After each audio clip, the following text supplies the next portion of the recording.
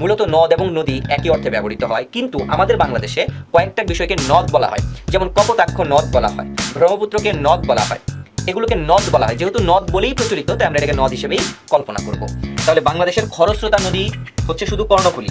এছাড়া বাংলাদেশের দীর্ঘতম নদী, বৃহত্তম নদী, প্রশস্ততম নদী, নাব্যতম নদী। নাব্যতম নদী বলতে যে নদীতে পানি ধারণ ক্ষমতা সব থেকে বেশি থাকে সেটাই হচ্ছে তার নাব্যতা। যার নাব্যতা যত বেশি তার নদীতে পানি তত বেশি। বাংলাদেশের সবচেয়ে নাব্যতম নদীর নাম হচ্ছে মেঘনা নদী। সব থেকে দীর্ঘ পথ অতিক্রম করে এই বাংলায় এসেছে এই ব্রহ্মপুত্র নদ, তাই এটি হচ্ছে বাংলাদেশের সর্ববৃহৎ নদ। বাংলাদেশের সবচেয়ে বেশি চর রয়েছে যমুনা নদীতে। বাংলাদেশের আন্তঃসীমান্ত নদী হচ্ছে মোট 57টি। এর মধ্যে আন্তঃসীমান্ত বলতে দুইটা দেশের সাথে সীমানা, একটা হচ্ছে ইন্ডিয়ার সাথে আর একটা হচ্ছে মায়ানমারের সাথে। এই ইন্ডিয়ার সাথে সীমান্ত রয়েছে 54টি নদীর, মায়ানমারের সাথে সীমান্ত রয়েছে 3টি নদীর।